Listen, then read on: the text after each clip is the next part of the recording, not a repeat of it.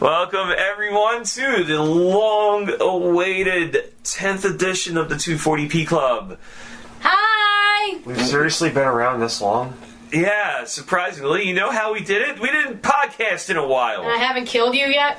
Yeah, that too. We haven't killed anyone yet. Ah, shit. Especially not me. Who wants to be my first victim? Me. Ray's volunteer. Ray's I'm actually not gonna do it now because you can't not want to die. You have to, like... How does that work? Well, it's not... I mean, if you enjoy it, like, I have to be the one who enjoys it, not the victim. The victim enjoys it. It's not fun. So, in order to save myself a gruesome fate if I'm getting killed by Nikki, I just have to pretend to enjoy it? I guess. I mean, I might just kill you faster. Do you want an example? No, I really don't. I don't think I do.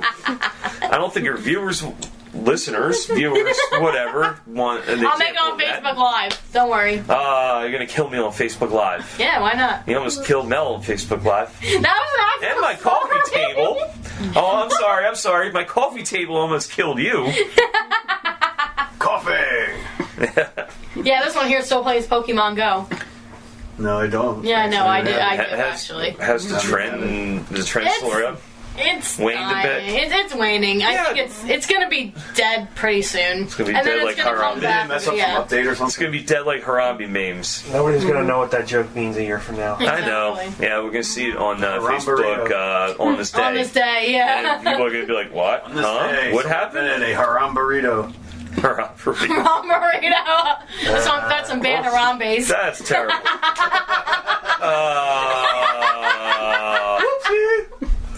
Oh my Look at God. that. That's 2016. We just did all the 2016 things in 10 minutes. Pokemon Go, a Donald Trump joke, and a Harambe joke. I should just save And the this. Chicago Cubs. Yeah, I should just save this Two girls, recording. one cub. For our New Year's edition. Yeah, our New Year's edition. This will be the top in our top 10 New Year's. I don't know. Oh, God. So we only did this half a year. It doesn't make sense to have a New Year's. I don't know. We don't plan things that far ahead. We just kind of do things. Yeah, I don't even know what I'm doing tomorrow. I don't want to sing a podcast. I don't even know what I'm doing tomorrow. I don't know either. I'm working. That's what I'm doing. I have school, but that's, Yeah. School sucks. Not when I'm taking Taekwondo. And where I'm almost kicking Mel in the face. I'm sorry. Doing axe handles and all this wonderful Well, that's karate. Yeah, that was the kicker. So anyway, let's introduce our podcast before we fill up our media full of bad puns. Yeah, because it's gonna happen. It's definitely happening. all fun intended. Oh. Oh.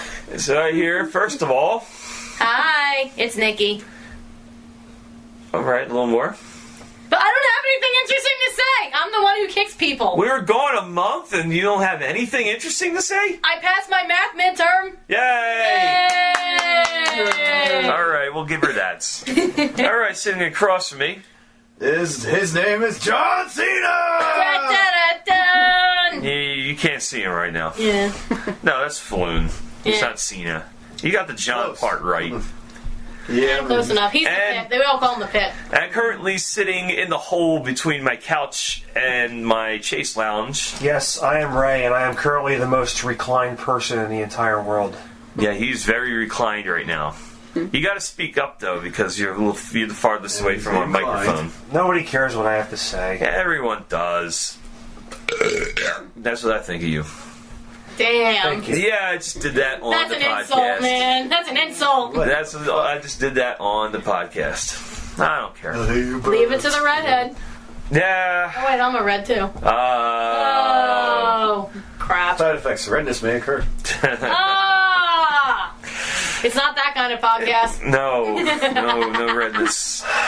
Anyway, what have we been doing the past month? We haven't been on the air. We haven't recorded in a while. It's been such a difficult journey between Podcast 9 and Podcast 10. Yeah, wasn't the podcast 9 somewhere around where we started, where we did like the RPG list? Well, no, we did the art. That was 6A. Speaking of which, Perfect timing. Yeah, I was thinking it's like That RPG list.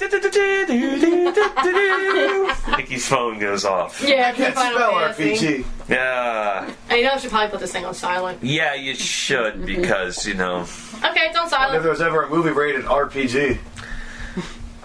no. I'm giving you this. This is me giving him the middle finger. No. The finger. Don't try to smell that finger. You don't know where it's been. Dun dun dun. Freddy got fingered. Oh. So where have we been this whole month? Studying for midterms. Yay! I've been working. Me and Ray have both had like our ish share of health problems. We're okay. No donation box needs to be set up for 240p Club Wellness. No. But you can set up a fund for my student loans. And you can send Do up a Kickstarter. Kickstarter for beer. Oh yeah. Maybe I'll we'll do start that the one day. Kickstarter. Yeah, she'll kick and start. She'll start kicking. Yeah, she'll start kicking. Yep. Indeed. See, we're doing the bad puns again. Exactly. So use Hulk Hogan's big boot. Maybe I'll be that Samurai Warriors kicker lady with the big tits. So anyway, Have big tits. I said it to her tits. Oh shit. oh man, not Therese guy.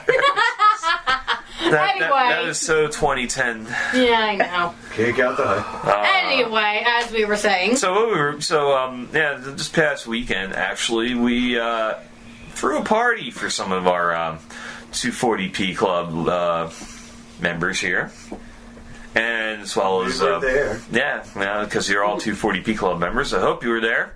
We were the only ones invited, man. No, a lot of people showed up. There was a lot of people. We had a It pretty, was nice. yeah, we had a pretty successful evening. It was basically a theme party. It was all Saturday morning cartoons. We did it Friday night, going into Saturday morning, which is cool. But yeah, just any shows from the 80s and 90s, and a little bit from the early 2000s. Just went retro. Ninja Turtles. We showed. What else? Gummy Bears. Yeah, busted out Gummy Bears. Disney's Adventure of the Gummy Bears. You kids don't know about that one. Some kids know Oh, you about didn't know? that. Yeah, well, to Ninja Turtles, that one. What else did we Mighty show? Morphin Power Rangers. Yeah, Mighty Morphin Power Rangers. That's of not a course. cartoon, Bobby's man. World. What the fuck? Bobby's World, World. yes. X-Men, the Captain N with N. the Legend of Zelda episode. Just to clarify, we're not by X-Men. We're not referring to Bruce Jenner. I'm not, God damn it. thanks. Now we gotta re-record. No, I'm just kidding.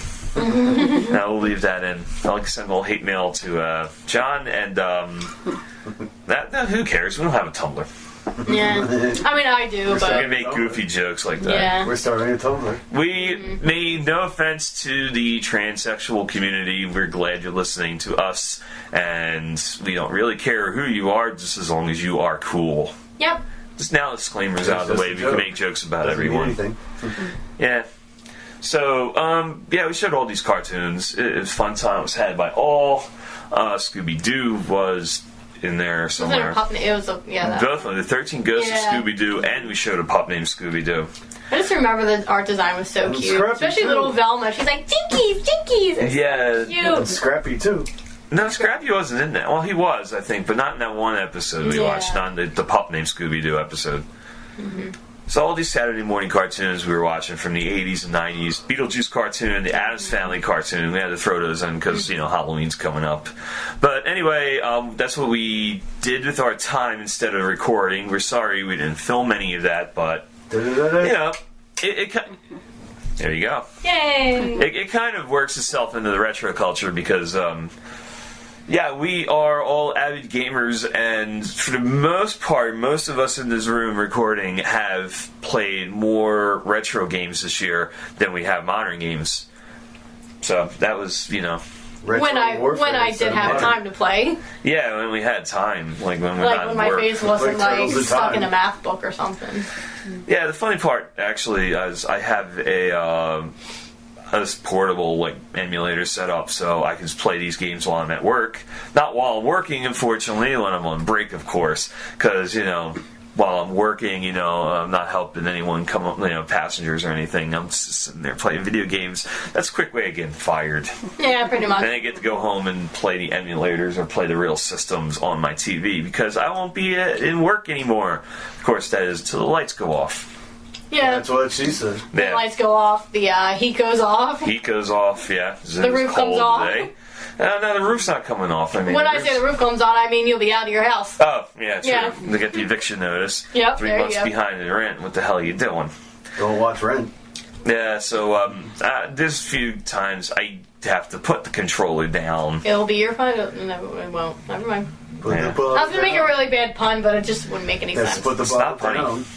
No, it's not funny at all. Yeah, we're done with puns. This is the pun episode, apparently. So, yeah, anyway, what is the deal with retro culture? Like, why are these games still so popular from, released from the 80s and 90s, and people are still playing them today? Even, like, younger kids, the younger generation is playing them. What's the it's appeal? a nostalgia factor. It's definitely a nostalgia factor as far as, like, quote, I really don't like to use the word millennials, but, like, it's a millennial thing because a lot of us are kind of reliving our youth through this. Yeah, I mean, this is exactly what I'm doing. Like the Yeah. cartoons and the games, like, Yeah, of just course. reliving our youth. But at the same time, it's like we're finding new stuff with these games that we never knew. It's also like when we first started this podcast, too, I didn't know a whole lot about the retro gaming culture on the internet. Knew a little bit. Ray knew a whole lot more than I did.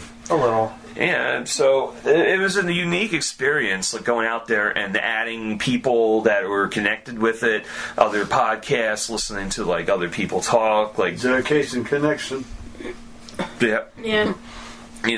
basically looking over Twitch, there are Twitch streams, and looking at other people's Twitch streams, like playing retro games. Excuse me. I have to So get it this- was a resurgence, or the... I guess, resurgence of, like, the barcade or something. That's another... Yeah, that's another thing. Like, we have a place called the Barcade here in Philly. We have one in New York City as well. Fun. It's basically a bar and an arcade, but it's all games from, like, the 80s and 90s, although they've just put in some fighting games from the early 2000s finally, so... But it's the retro culture is definitely alive and well. To be fair, though, going back to even when I was a kid, like, in the 90s, the big thing was the 70s, that was a trend. Like, everyone was, like, fascinated with the 70s again. So bell bottoms came back briefly, Before the Junkos came out. Yeah, for the Jinko jeans and everything. Well, that's a lot of the trends were going on at the same time. Mm-hmm. So you had, the flannel shirts and everything, which I'm proudly bringing back. Mm-hmm. You had all those... Oh, that's kind of coming back with the hipsters. Yeah, it is. Like, yeah, but I mean, the really open bad. flannel with a t-shirt underneath, that's more like the throwback to 90s grunge, I'd say. Which, I like the music, I like the culture there, but, I'm more of a metalhead, but that's another discussion for another time. But yeah, no, back in the 90s, 70s were in, and back in the 70s, even the 50s were in, because, Happy Days was big in the 70s, and that brought back a lot of the 50s, like the greaser culture, the beatnik culture a little bit. So, retro trends, like, going back every 20 years or so, has been around for quite some time. We just happen to live in 2016 at this point, and, going back to the 1990s, which is 20 years. And a lot of all, like, the 90s cartoons and all that are, like, starting to make a resurgence on, like, either Netflix or... Yeah, that's... Or coming out as, like, completely new remakes. Well, yeah, a lot of remakes are also because a lot of movie producers are making movies based on a lot of these old cartoons people watched. And obviously, they know their target audience. They're targeting 20, 30-somethings that either watched it back in the day or watched it on Netflix or just had their older brothers' VHS tapes, Like, the funny thing is I haven't really seen, like, a Power Rangers episode for a long time. Of any Power Rangers series, English, American, or Japanese.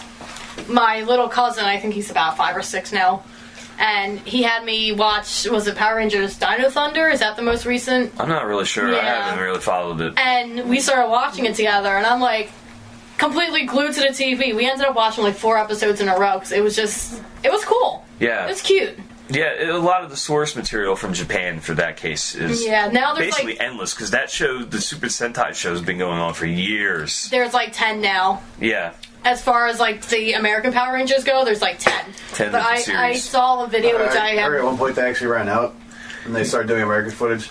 Yeah, well, that was the original series. The original series got so popular they had to keep producing episodes, so they had to go back to all the Super Sentai, footage that they could use, and a lot of it was running out at the time. There's I may post this on the 240p Club Facebook page, but it was every single generation of the Sentai. Yeah, they were fighting like a huge mega battle. No, it was just them doing the transformations and poses and stuff. Oh, wow. It was like the Mighty Morphin, like Dino Thunder, Power Ranger Samurai, I think it was. Samurai, yeah, all the generations. It was every generations, and this is all like the Japanese footage, like all the Sentai. It was like every generation all together, like 3 Red Rangers transformed together, 4 Blue Rangers, like that kind of thing. Yeah. It was really cool. So yeah, like the trends, something like that though has been going on continuous. Just a lot of it was under the radar, but now they're making a new Power Rangers movie, so a lot of it's resurfacing, and people are going back to the source material, which is the original Power Rangers, and even now, since we have the internet and it's very readily available, the Super Sentai, either fan translated or just overdubbed. And a lot of the original Mighty Morphin Power Rangers can be seen and met at different conventions all over the country. Oh, absolutely. That was another thing that's driving the retro culture conventions. A lot of my Twitter followers on the 240p Club page. I follow certain pages for retro gaming, and you can actually go on the Twitter feed, and when I update the Twitter feed, I get all the news feeds and everything, and just check it out. It's 90% retro gaming. I had to add a few other things in there to follow, like soccer teams and stuff like that, some local things around. But for the most part, it's just 90% video games, and it's from all over. They just had a convention in the UK in Manchester, called, I believe it was the Play Expo, which was like it was dedicated to retro gaming, and apparently the culture for this retro gaming thing is so big, companies are even taking notice. That's why we have an NES Classic coming out next month. The Nintendo Next, with the NX, turned out to be named the Switch. Yeah.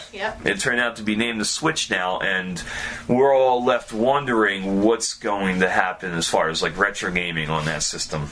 Like, because Nintendo has a pretty big marketplace, and they have a habit of re-releasing almost all of their old titles at one point, like on the virtual console. I believe they said it was going to be backwards compatible, but not like physically backwards compatible, like just download stuff. Yeah, it doesn't have a disc slot, I don't think, does it? It might just have like an SD card slot. That may be the case. Yeah, specifications were a little bit limited at this point, so, it's still early in its development. We'll follow it along, I would imagine if Breath of the Wild is coming out around March, that's when the Switch should be coming out. Probably. Well, I don't see them rushing it for the holidays. No, it's probably going to be around March. Yeah. That's the thing, Nintendo would probably put out something for the holidays, but when I used to work at GameStop, like, we would be selling, like, I've sold more DSs than Vita, like, by far. Yeah, well, the PlayStation Vita, the support kind of sucked for it. I mean... No, that's true. Honestly, the most useful thing people have figured out to do on the internet is turn it into a retro console. Yeah, pretty much. They'll hack it and then put on emulators and stuff. So, I mean, that's what your PS Vita... I'm too afraid to do that with my Vita. That's what your PS Vita is going for. I managed to do it to a PSP, but... Yeah, I can do it with a PSP, like... Yeah, that was an interesting experiment. So, yeah, we attempted it. The thing with the Nintendo Switch is it's going to be, a new next-gen system, but... we don't know the specifics yet. We've seen an image, seen a video, it had like a trailer. The specifics haven't come out yet, so we don't really know what retro gaming support's going to be on there yet. But more immediate now is the NES Classic, which is coming out really soon, which we've covered in detail over and over again on our podcast. But we'll we'll have an actual review once we get our hands on the console. But that's the next thing from Nintendo coming out that's going to be a big smash. I know Twitch is already like foaming at the mouth about ready to do gaming marathons of all 30 games included with the system. Mm-hmm. So people are practicing now with existing copies on retro consoles, trying to get themselves some gear. We may do something like that. Eventually. We'll see when it launches, because it's supposed to be closer to Thanksgiving in the U.S. Yeah, the retro culture has been definitely fueling us. It's been surprising how many people are still into these games, and it's surprising you could go on Twitch any given time, and after enough searching, you will find people playing the most raddest shit imaginable. I mean, some of these games, like, it's like, wow, I haven't seen anyone play this in years. Also, the homebrew scene kind of keeps that alive because people are making remixes of all these games. People are making remixes. Actually, people are making new games, completely new in old styles. Like I seen a preview of Shovel Knight recently. That looks awesome. That's going to be on Steam, I believe. And people have been making Atari 2600 homebrew games since like the mid-90s. Yeah, so there is definitely a scene for all kinds of retro gaming. You have, obviously, the Atari homebrew games, like Ray just said. People are still making NES games, NES remixes of games. Numerous Mario games, particularly Mario 1 and 3, I noticed. Oh, yeah, well, that Nintendo, I think, kind of seen that. So that's why they rushed out Mario Maker, and that so far has been one of their biggest successes. Actually, I think the biggest success for the Nintendo Wii U. Mm-hmm. Definitely. I mean, because they were putting out a bunch of Zelda remakes at one point, and I think they realized, okay, well, we can only put out so many Zelda remakes, and finally they put out Mario Maker, and that thing just exploded. Oh, yeah. I could imagine, after a lot of fans are clamoring for this, I can imagine a Zelda Maker. I would love Maker, that. which I'm hoping we'll see eventually. Mm-hmm. But yeah, actually, someone speaking of old games, someone in their attic actually just found a copy of Rayman for the Super Nintendo. It was a Genesis game, but it was eventually going to be ported to the SNES and wound up never being released. However, one of the programmers had a prototype, found it in their attic or whatever while they were cleaning off their attic, and unleashed the game to audiences. Meaning they just put up a couple screenshots. You can't really play the game. Surprisingly, somehow I have never played a single Rayman game. Rayman, I believe, is a platformer. You lived it. It is Ray, man. I think it was supposed to be the Mario for systems that didn't have Mario games. Yeah, it was one of many platforms came out around that time. Rayman 64 at one point? Wasn't there Rayman 64 or not? I'm not sure. I'd really have to look that up. There might be. Again. But yeah, no, platform games are still popular. They were easy to make at the time, so a lot of companies made them. Rayman just happened to be one of them, that came out around like Aero the Acrobat, Dynamite Heady, Alfred Chicken. The Amiga had Zool, the 3DO had Gex. Yeah, Gex. I guess the Only PS. Zool. I guess for the PlayStation it was supposed to be Rayman, but then Crash Bandicoot came and completely stole the spotlight. Yeah. Well, yeah, it was obviously a Super Nintendo, platformer. The platformer, I'd say, died around the PS2 era. That was the last time platformers were really big. Although they have been resurrected again, because game designers know there is a rabid audience out there for platformers. 2D anyway. Yeah, 2D platformers, done in a 3D style even. With the new technology. You have 3D graphics, it looks like, rendered scenes and everything. But at the same time, at the heart of it, it's just essentially a 2D game. I think there was one game I was playing for a little bit on my Vita, Dragon's Crown, I believe it was called. And it was I think it was either from, the creators of Odin Sphere, or within the same vein of that, graphics and playstyle-wise. And everything was hand-drawn from, everything from the backgrounds to the characters. It was really cool. I mean, it was definitely, a breath of fresh air kind of thing, as opposed to, seeing all the 3D graphics out there. Oh, yeah. I never actually finished that game. Like, I got kind of bored with it after a while, but... Yeah, no, some of these games are, they're coming out with Sonic Mania, which is, based same thing, 2D, 2D worlds, 2D platformer, like in the classic Sonic style, but... Sega! Yeah, modern graphics. So it looks pretty cool. The platformers, I think, there's a certain charm to them, like, again, with the retro culture, and the Rayman thing made news because... Well, it wasn't like that quality of game, but it was a platformer Reese never discovered. It never came out as a lost platform game, and people will get all teary-eyed when platformers come out. People are still waiting for fucking Socks the Cat Rocks the Hill to get leaked. That's been a prototype for so long, and nobody has put it on the internet. Was that like more of an indie? It was advertised heavily. It was a side scroller about Bill Clinton's cat, but it got canceled. Yeah, it's been floating around as a prototype, but nobody's ever leaked it onto the internet for everyone to play. You just have to be at the right convention to play it or see it. Yeah, people salivate at the thought of any platformer coming out around these days, especially done in the retro styles. I know Manos the Hands of Fate, the bad movie,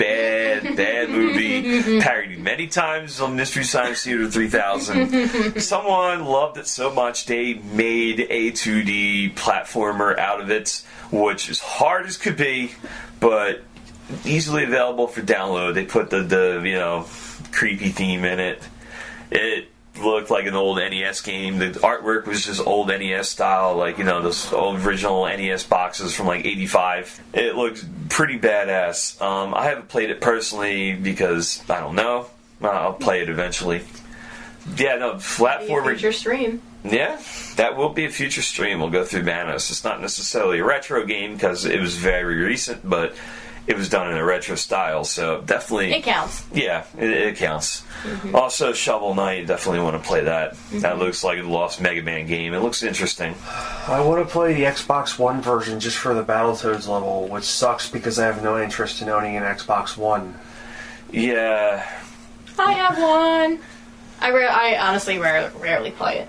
The latest I got was PS3, and I use it mainly for Netflix and... YouTube. Other stuff YouTube, other stuff like that, like a DVD player, Blu-ray player, That's the only thing my PS3 sees use as. And retro gaming, there was some pretty good retro games on that platform too. You could download for fairly cheap. So, it's not worthless. I, more than played my way through Skyrim a couple times on that system. Which reminds me, I think the Nintendo Switch, one of the advertised games for it was Skyrim, and it's going to be portable, so people are going to be able to take Skyrim with them as they're doing whatever they're doing. Hopefully, not driving at the same time. I was going to take Skyrim with me, but I took an arrow to the knee. This is me flipping you off again. We love you, John. Yeah, John's getting flipped off a lot. I don't know. That's alright, he just threatened to flip me over his shoulder. You could do it, I've seen him. Yeah, I know. Somebody took a sweet roll. She said. What? Someone took a sweet roll. I don't know what that means. You haven't played much Skyrim, have you? No. Yeah, if you played a lot of Skyrim, you would get that in a second. The reason why I haven't played it is because I was working full-time and going to school full-time, so... Yeah, I had no time for Skyrim. I still don't have time for Skyrim. I never fell into this trap, fortunately. I know maybe a few people that have. When Skyrim was released, they played it on their off day. They played it on their next off day. They called out sick from work the next 2 days and just basically sat in their pajamas and played Skyrim. Now I have fallen into the trap of playing it 2 straight days in my pajamas and not going to bed till 7:30 in the morning. But I've done that with Metal Gear. But yeah, going back to something else is in the news this week. This is one we posted yesterday, actually, on our Facebook. Cheap plug, facebook.com/240pclub. Check it out. Yes. Anyway, GameStop decided to announce that they were accepting trade-ins for retro games. They've been doing that for a long time. Yeah, they're just announcing it now that they want these games and these games, and they'll give you this price and this price Crazy. for it. I did a trade-in last year. I remember when you still were at the GameStop, I came to visit you, you had like a stack of Nintendo games. I had someone's entire childhood in my hands. Yeah, Nintendo, bunch of games.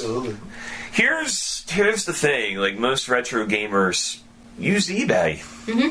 I mean, let's be realistic. If I wanted, at this point, I have a Nintendo. I have a working Nintendo. I have 2 Super Nintendos in there, Sega Genesis. If I wanted some other system... Sega Genesis. Yeah, I have all... When I was dead broke, man, I couldn't picture this. No, we're not rapping.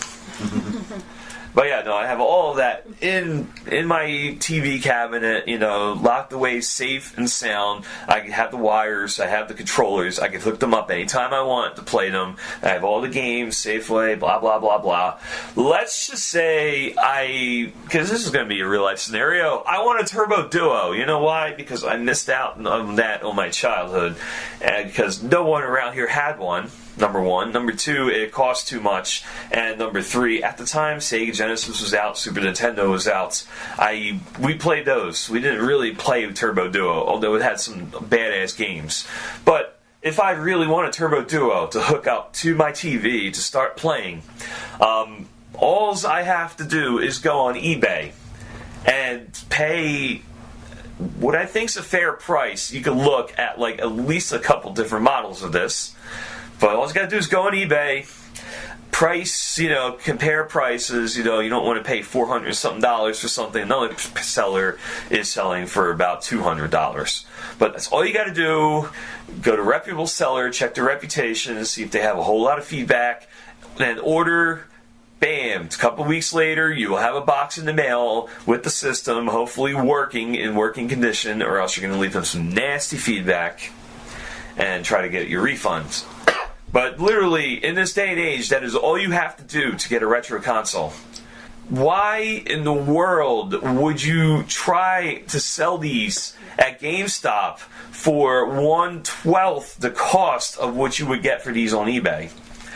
And store credit at that. You're not getting cash, you're getting store credit from GameStop. Because if you get cash, it's like 10% less. Yes, you are getting store credit at your GameStop for trading in all of these, 1/12 of the price you would get on eBay. For what? You're going to trade in your entire childhood, like 50-something odd games, a Nintendo console, controllers, a zapper, a Robbie, and a power pad for a copy of Call of Duty? Are you mad? You need me to come over there and kick you. I will kick you if you do something like this. That is by far one of the stupidest things you could possibly do. I'm sorry, I don't even shop at GameStop. I do occasionally pass by one. I'll walk in, I'll see what they have. However, you got to know where to look in order to get certain retro gaming consoles, retro games, etc., etc. There was a time GameStop had Nintendo games in their stores. They were fairly cheap. I've bought a bunch, just bulk loads. I think they finally realized that, and that's why they're doing it this way now. And basically what happens? All these get shipped to the company sells them for basically eBay rates. Sell them. They don't sell them? They don't sell them. They bring them back to the company, or they bring it back to corporate, like the big factory. That's it. What? Then they put them on their online store.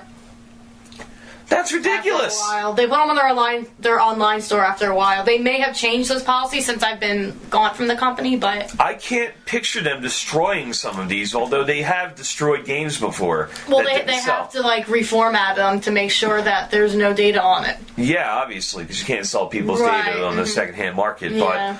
But why? Yeah. Oh man, that is just terrible. Terrible. Speaking of which, I just thought of a game that we can actually stream on Twitch. What are we going to stream? Joe and Mac. Yeah. We're going to do that after Halloween, though. You know why we're going to do that after Halloween? Because that's not a scary game. Apparently, October is Scary Game Month on Twitch. And now that we're gone from the GameStop rant, but because I have to cool down because I would yell and scream at I did buy something from GameStop yesterday. That's okay. GameStop! It was not a video game. It was one of those little pop vinyls. I found a Street Fighter one. Stop. I bought one of Cammy. It was so cute. Yeah, see, this is how the company like GameStop has survived over the years. Because now, if you They want sell toys. that too. So If you want a new game, you could technically just go on the PlayStation Store and download it. However, all these companies want you to buy.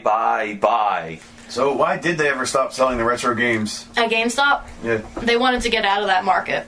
They realized at that point, it was maybe around 2005 or so, they realized that there's no market for these retro games. Like, maybe there was, but it was really low and underground. Wasn't really... That's the thing with like a lot of these retro gamers. And basically, they were just trying to make everyone buy Call of Duty.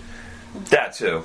That's the thing with retro gamers, though. They'll hunt down some of these specialized stores for some of these games. Like, they'll go miles upon miles in their car, or kilometers if you're listening in the UK or wherever you're listening from. Done it. Just drive to go buy some of these games. We did. You guys done it? Oh, when we went to J Street, right? J Street. The one in New York? Oh, the one in Edison, New Jersey. Went to that one. I forget what that one's called right now. The one in New York City, the one near... It's just off St. Mark's. This I don't remember. Yeah, it was... Game Junkie. Remember you bought the Street Fighter thing there? Yeah, the one by Arcade I ha- University, yeah. I'd have to look it up. Like, it's a store. It's just off St. Mark's. It used to be in St. Mark's, but they relocated close to where the old CBGB's club used to be in Manhattan, Lower East Side Manhattan. Rest in peace, CBGB's. Yeah, rest in Manhattan peace. Project. Yeah, we'll have to play that too. Wasn't that where we first met CBGB's? Yeah, I think it is. Yes! We first met at the God the Got the Throne show EBGBs. at CBGB's. Yeah. And that's where you and Mel first met. Yeah, I actually met my wife there. Aww. You got the heebie-jeebies. Yeah, I had the heebie-jeebies. I at met like CBGB's. so many friends at that show, and I'm still friends with people there. I'm still friends with the God the Throne guys. Yeah. Hopefully they're listening. Hi, Henry. Hey, hi. Wait, I don't think that's how it's pronounced. I think it's Henri. Henry? I don't know. Henry. I don't know. Andre. Okay. I think he's Dutch, not French. Oh, yeah. Yeah, well... I don't. Yeah, anyway, getting off track. But yeah, no, all these people go to all these places to get retro games. Like, they'll travel miles, kilometers to go to some of these specialized stores just to pick up some games. Especially some of these conventions. Yeah, too. GameStop, I figure, wanted to lighten their inventory because obviously it costs physical money in order to rent out space in order to store some of these games while they're not selling. There's also an oversaturation of shooters, so... Yeah, there's oversaturation of everything, really. Yeah. But that's the thing. Like, a lot of these games recently have been driven up in price because they're so hard to find anymore. Like, eBay, like, you could get a lot of games for, like, $40. Like, you could get a lot of, like, 30 Nintendo games. Maybe find one or two, like, more harder to find games. And then you go on eBay, let's say, if you want to find a copy of Tetris, Tengen Tetris, and you're going to be paying, like, maybe $200, $300. $400 if you have the box with it. No, I only paid like 50 or 60 for that. Did you have the box with it and instructions and everything, or No. Just Yeah, no. A lot of these are more considered collector's items too, because you buy something in box like that, you're not going to play it. You might download the emulator, but you have a physical copy of it. You might just hang it on your shelf, be like, yeah, this is my video game collection, which. It's always nice. But yeah, no, games these days, they want you to buy a physical copy, like a DVD copy, DVR copy, not download it. So they have pre-order specials, like you pre-order this, you get this as downloadable content for free, from this store and then this store. So, the market has changed, obviously, but retro gamers are still going to track some of these down. I think DLC stuff really ended up killing part of the industry. Yeah. Anyway, we were changing topics before I got fired up on GameStop again. October on Twitch is Scary Game Month. You can download or just play, or if you have a physical copy, hook up your old systems, play some scary games. Of course, a lot of it's some of the newer games, but we are dedicated retro gamers, and I refuse to grab an Xbox One controller and play something new that I don't really have time to learn the controls on, only to have to go to downloadable content later on and download some new stuff. And oh my god, I gotta hook up online and play. Yeah, no, I'm not gonna do this. Not gonna do this. We're going to go back in time to games that were released over the years. We're going to replay them again. Some of our favorite scary games, of course. Scary for all the wrong reasons. The Friday the 13th game for the Nintendo Entertainment System. Ding, ding, ding, ding, ding, ding. Ray, you look like you're angry at this one. Haven't really played it that much, honestly. I think I played it when I was 7 or something at my friend's house, and I just got really sick of that song that plays. Yeah, it's repetitive. It's a very hard game to understand, too. The thing with LJN, they have a universally known for crap games, thanks to the angry video game nerd now. But in reality, they did put out some games that I will play, and I will play them again and again. Nightmare on Elm Street. Yes. We're on the subject of scary games, and that's one of the better LJN games. Nightmare on Elm Street. I've actually never played it, so I know it's not as dedicated to the movies, but obviously you have to put this onto a Nintendo Entertainment System, which was all PG at the time. You couldn't really break out the blood and everything from some of these games. But LGN, I will play Jaws over and over again. LGN put that out in the 87. That was an early NES game. It has very little to do with the movie, except you do fight a shark named Jaws after a while. But you know what? That was a fun game. I don't care what anyone says. I still have fun playing that, especially when you find the submarine and you go around into the ocean, in this small little man-made sub, and then you get hit, and then you're the little diver guy again shooting unlimited harpoons and shooting jellyfish. Huh? Then you get a sub for $5 Below. Yeah. $5 footlong. Boo. Boo. Peace. Thanks, dude. He did that. This podcast is not going to be about my tits. And say it was yours. Good. Podcast is not going to be about tits. No one's Titties. Unless they're mine. You don't have any. Ray's got moobs. Mm-hmm. No. Not for long. I'm going to be working out soon. He's going to be working out. He's hitting the gym eventually. Yay! You know what would be cool, though? Workout buddies! You know what would be really cool? While you're on the treadmill, you have a Nintendo controller in front of you, and you have, a little thing hooked up. Maybe with the Nintendo Switch. That's what's going to happen. Yeah. People are going to bring the Switch into the gym, put it on top of the treadmill, and fall down and just start playing. Ironically, track and field, too.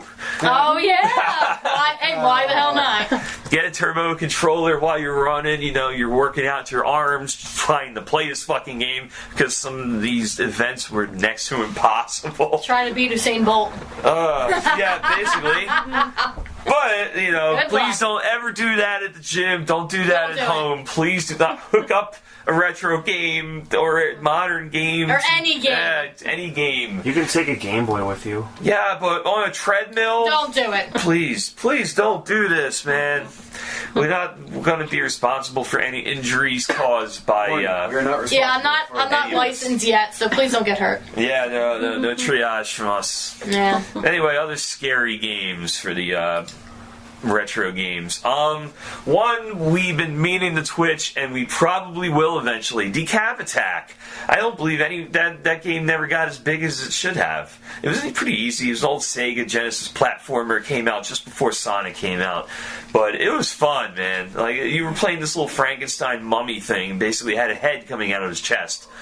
Basically that's how you killed the enemies. You just shot your head out from the chest. It extended and then went back, and then it's the thing you hit. Gave them head. Yeah, basically you gave them head. I was not trying to make that pun, but you probably made it. God damn it!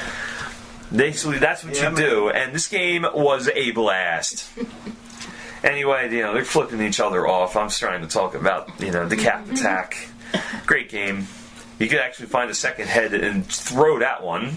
hence the character's name, of course, a pun, Chuck D. Head. Oh, that's a cute name. Yeah, that was the name of the character. Oh, that's cute. It's clever. Yeah, and it was all puns, and the main bad guy's Max D. Cap. Mm-hmm. You know, Max Cap. Yeah. Aww. It was quite morbid, like, you know, basically the island is set up like a skull, and, you know, you basically go through the body parts, each one's a little different. The heart was like, you know, the fire level, one of the water temple? There's no water temple. There's a water level. Temple. There was a water level, not water temple. And there was an ice level, you know, it's standard fare. And, of course, the very last level was the like darkness, you know, darklandish thing. You know, had to finally fight the final boss, potions along the way. They had a bonus game. Yeah, it was a fun game. I could talk about it for a while, but another game we will be mentioning, we did play it on our Twitch, actually, Splatterhouse. Splatterhouse for TurboGrafx 16, and then 2 and 3 came out for the Sega Genesis. It's basically a guy in a hockey mask, basically possessed by this mask, and he's got to go through this haunted house, which is really ridiculous. You got to fight like these worms, you got to fight all kinds of evil creatures in this game, like, you know, zombies. Basically, you have to fight a possessed room, like a poltergeist in a room. Which I got fucking Kaizo trapped in at the very last part. What happened? On stream. I think a chandelier fell or something, just as I thought I won. Yes! Yeah, and you lost a life because you were down to 1 heart. And then the chandelier fell after you beat the guy because you didn't know that was going to happen, and then poof, you died. These games are very frustrating if you've never played them. You definitely have to put some practice into them. I've seen Splatterhouse beaten before, but that wasn't by me. But yeah, no, that's another fun one. This one everyone mentions. Of course, the Castlevania series, which is still going strong. The creepiest one, I think, was Super Castlevania 4, because it definitely made use of all that imagery and everything. Although Dracula X, you know, Castle Rondo of Blood was pretty creepy too. But that only came out in Japan until more recently. That was a great game, though, especially the one level. Is that on the PlayStation? Yeah, it was on TurboGrafx. But eventually they eventually redid it and released it. I think was it for DS? No, PSP. PSP? Yeah, they eventually redid it. But no, it was all in Japanese. It was like more like a quest type game, but it was still Castlevania, like classic Castlevania. The first level of the game, actually, you go through the town in Castlevania 2, one of the towns where you're fighting. That's one of the levels. It is so cool. Like, you know, you're just like, yeah, I played through this before. This is an awesome game. And it wasn't as linear as all the other Castlevanias. Like, there were many paths you could take. It wasn't quite like Metroidvania, like, you know, Symphony of the Night was, but that was one of the creepiest ones. And don't play the one for Super Nintendo, because they put out Dracula X for Super Nintendo. It's pretty bad translation. It basically turned it early, like, it wasn't 32-bit, say 24-bit. So, you know, the Turbo Duo is more like, you know, it's almost 24-bit once you put the CD add-on, but they squeezed it into a 16-bit cart and left out a lot of things. A lot of the scenery is just confusing, and the game's a little jerky, so it's not really worth playing too much. Were there any spoony bards? Probably. I didn't get that far. Spoony bard. What other creepy games can we think of? I mean, not entirely like creepy, but when I used to play SimCity, I used to purposely spark disasters just to scare people in my Well, you're city. Just morbid. More like sadistic. Yeah, you. I would not want you as a god in our world. Oh, these people look too happy. La la la la la. Let's put a natural disaster.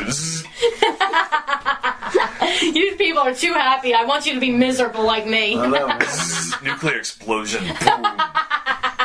Natural disaster. Hurricane hits your town. I demand tribute. I know it's a scary game, even though it's not technically retro. What? The election. Oh no, we're not discussing. We're not going there. Enough. Just saying it's scary. We're not going there. Rewind or fast forward back to 1996, the early days of the first-person shooter genre, And let's look at a game ID Software put out called Quake. Yes. Probably the creepiest first-person shooter, or at least the creepiest classic one. As far as I know, one of the first games on the PC to include actual music instead of like an in-house composer. Trent Reznor did all the music for this, and actually, under the name 9 Inch Nails too. Yeah, and actually, all the they have a weapon called the nail gun. Yes. Ironically enough, they put that in there, and all the boxes of nails you pick up as ammo have the 9 Inch Nails logo on it.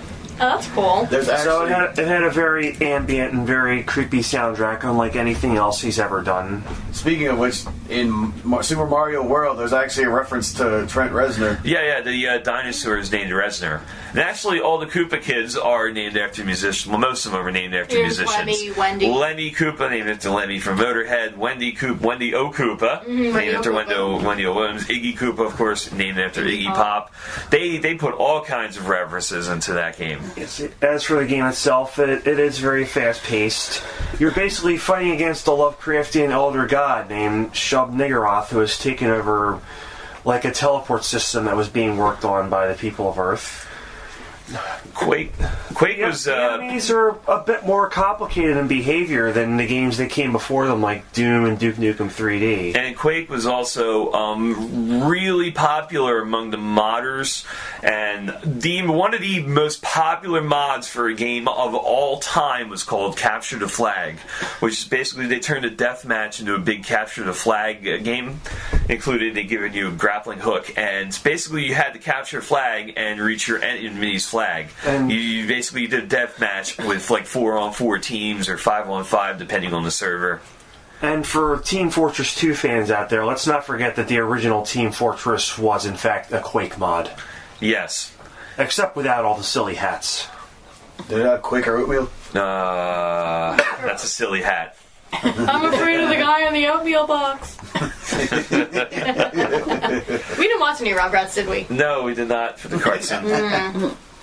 Here's another one that I just thought of today thanks to some handy-dandy meme work.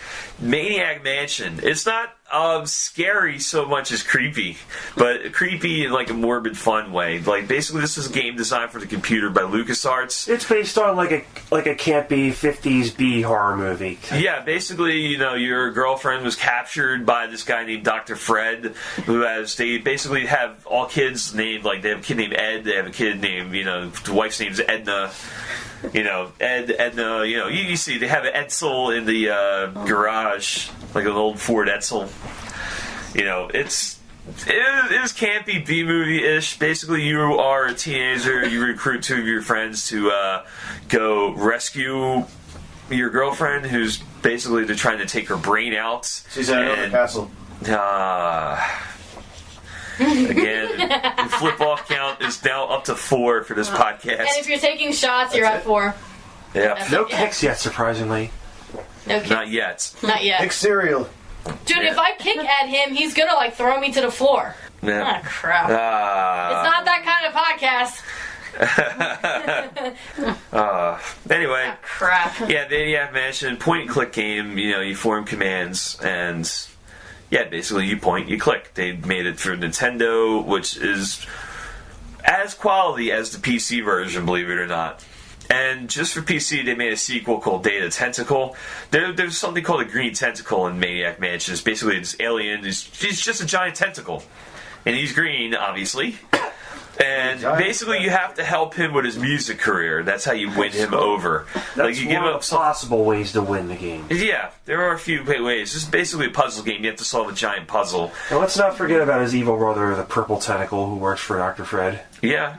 And basically, in order to even get in, you have to turn the green tentacle against the purple tentacle. And of course, there's a sequel called Day of the Tentacle, which in the far future, tentacles have taken over the world. Humans are pets, basically. And the aforementioned Purple Tentacle is the main antagonist. Yeah. It's a fun game. It's creepy. It is a blast for Halloween. Please track that one down. There's another game I'd also kind of like to mention. I guess it was like a point-and-click, choose-your-own-adventure kind of thing.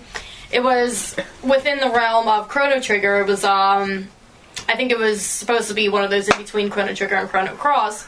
It was called, I believe it was called Radical Dreamers. I think if you've ever heard of that. Oh, yeah. It was like a side story. It was Megas as, I believe his name was Surge at this point. Oh, no, not Surge. Was this fan based? Because Surge is a character from Chrono Cross. Right, not Surge. His name was I can't remember. Magus had a different name because he had lost his memory. Janice? It might have been not Janice. No, it might have been like Guile or around there. But I think you played as there were 3 people there. It was I think Surge was one of them. Scala was another one under a different name. Well, I didn't get too far in the game. This sounds like a fan-made game. It may have well been. Because I have to do more research on this. Square did for the Chrono Trigger DS version, Square did a side story linking that closer towards Chrono Cross, including a side boss which looked like Lavos being controlled by Scala. Yeah, the Dream Devourer. Yeah, which played heavily into Chrono Cross's storyline. So. Yeah, it may have been because I know there was also like Square did a season desist on Crimson Echoes at one point where it was almost like maybe it was 90% finished at this point. Yeah, Square puts out a lot of stuff like for other creepy games. What else could we think of? I mean, if you want to go a little more modern, I could also recommend the first Resident Evil. Resident Evil was a good game. It was one of those first man against thousands of zombies games. Speaking of another creepy game, Fester's Quest, which is the Addams Family, one of the Addams Family games put out for the NES. That was more like a straightforward platform shooter adventure. It kind of the graphics were alright. The music kind of drove you nuts after a while, but it was a fun game. That's kind of creepy. For more Zombies Ate My Neighbors. Yeah, Zombies Ate My Neighbors. We played that the other day. I was gonna mention that game. That's earlier. a great game. That was basically based off every 50s B movie cliche you can think of. Basically, you're saving you have to save your neighbors who are the most weirdest people. Like while there's a zombie invasion going on, and these things are popping out of the ground trying to chase you. You have these neighbors, they're grilling, you have a guy sitting in a pool, in a float. Basically you just have to go touch them and basically you save them, which is really crazy. And you gotta save them before the zombies get to them because, you lose points every time the zombies kill a neighbor. And this is a weird neighborhood. They have all kinds of titles for the levels. One title I remember is called Mars Needs Cheerleaders, which basically takes place on a football field. You have to rescue all these cheerleaders and stuff from these zombies and all kinds of other creatures. The character looks like name your 80s hacker slasher movie. Basically spiked hair, 3D glasses, etc. His paintball gun. Obviously a paintball gun because this is Super Nintendo we're talking about. This game was so much fun, and I'm so glad you brought that one up. Speaking of other creepy games... Five Nights at Freddy's. What? Majora's Mask. That had a creepy premise. I mean, It really world's did. ending in 3 days, you had to solve the mystery. Mask and stuff. Yeah, I guess that is kind of creepy. We would have gotten away with it too if it weren't for your meddling Link. There was a couple Scooby-Doo games, but I don't think they're worth any mention whatsoever, really. I would get kind of scared when I'm playing Nobunaga's Ambition because I don't know who's going to kill me. Which one? That's not creepy, but it's like, I don't know which any of my men are going to kill me. I had a weird dream when I was a kid that it's like an action dream, and somehow I died, and then all of a sudden a big game over screen popped up, no music whatsoever. Oh my god, I used to have those same kinds of holy shit! I used to be scared of Super Mario 64's game over screen. Oh, it was the Falling Letters, I think, was it?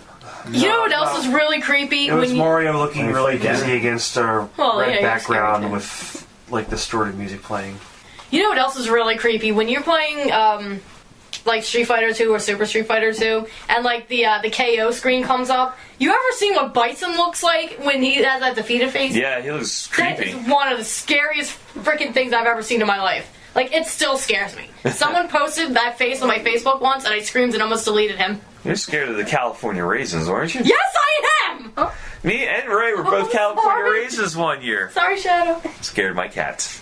Yo, screw those California Raisins. If I see a California Raisin dancing, I'm kicking them. I showed the California Raisins commercial. Yeah, and I ran out of the room. recall you saying the first time you fought Ganon was scary.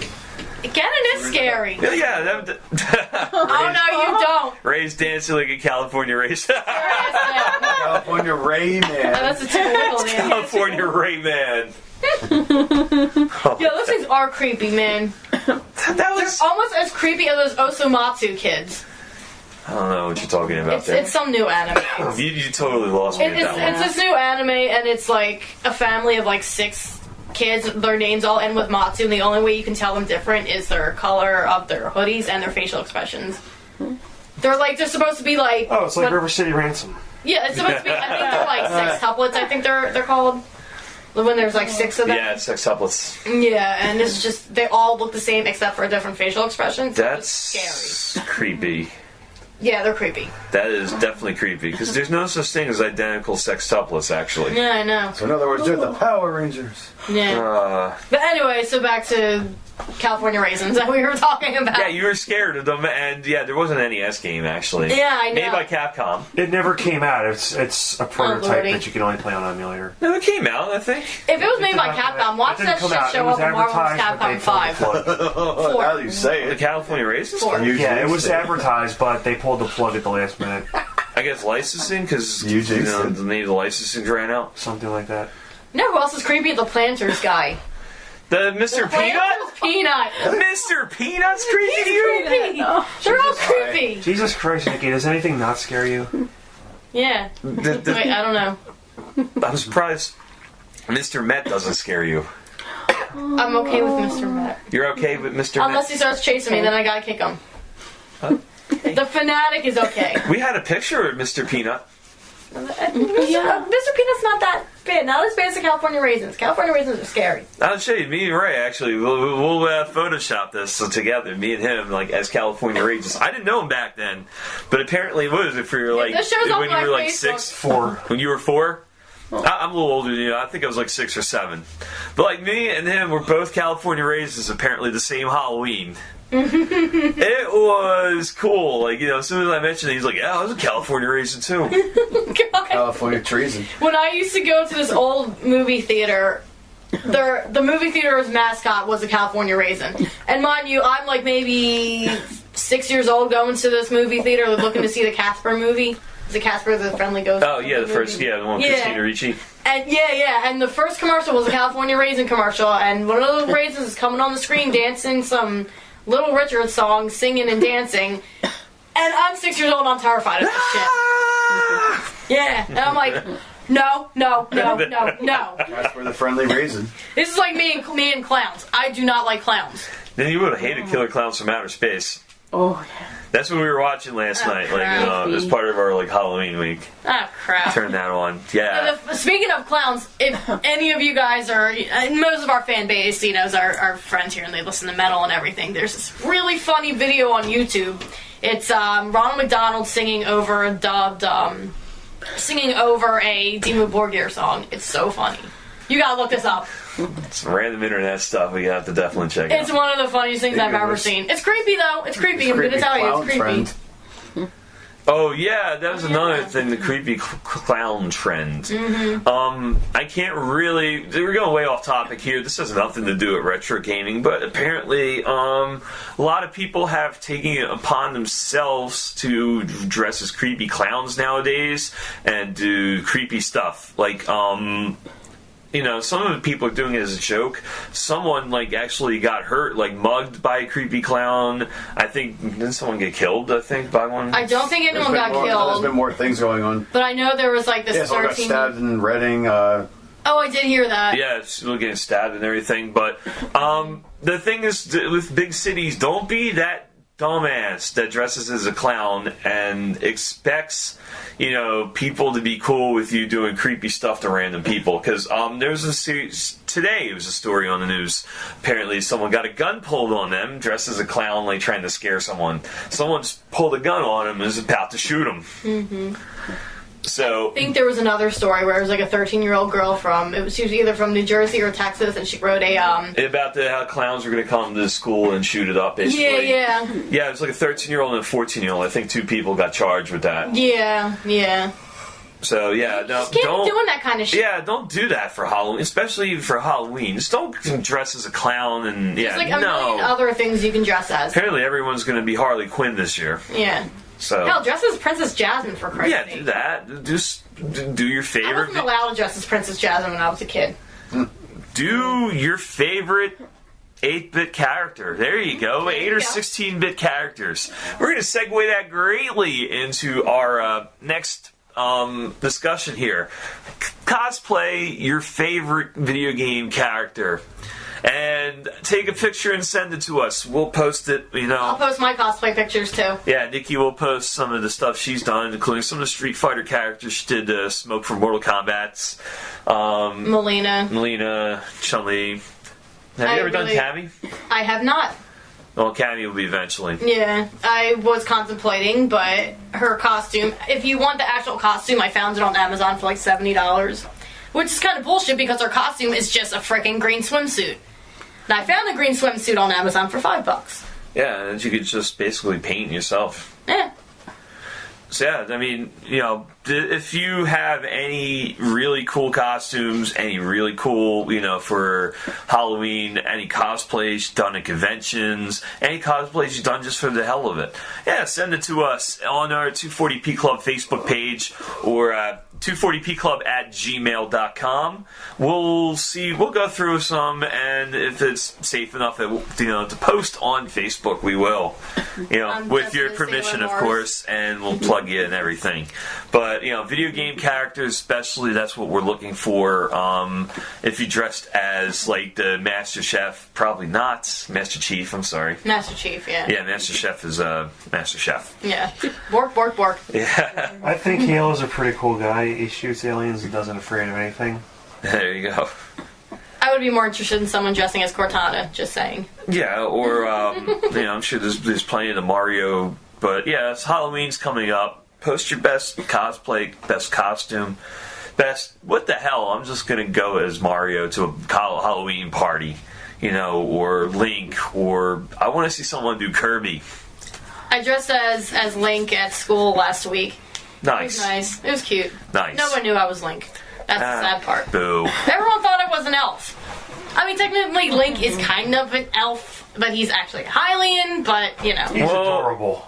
He is adorable. Yeah, we covered this on the second podcast, actually, because we said happy birthday to Link him. is my favorite.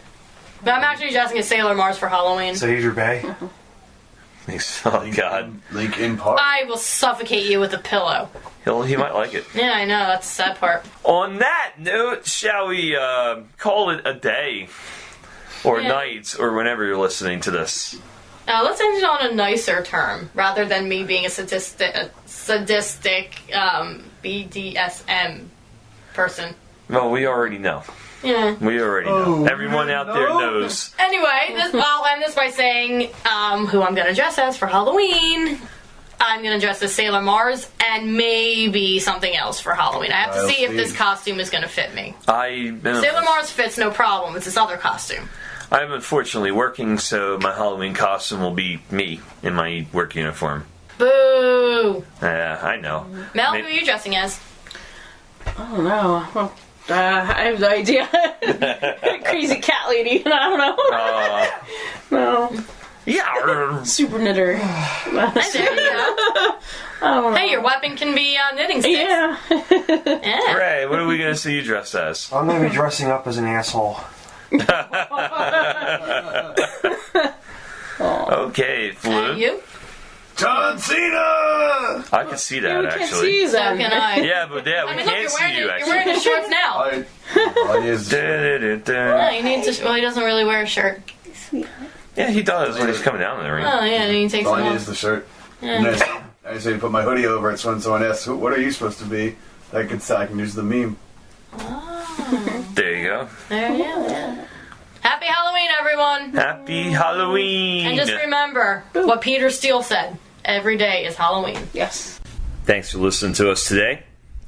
If you want more information on the 240p Club, you want to go to our website, 240pclub.com. Also, we have facebook.com/240p Club, and we're also on twitch.tv under 240p Club.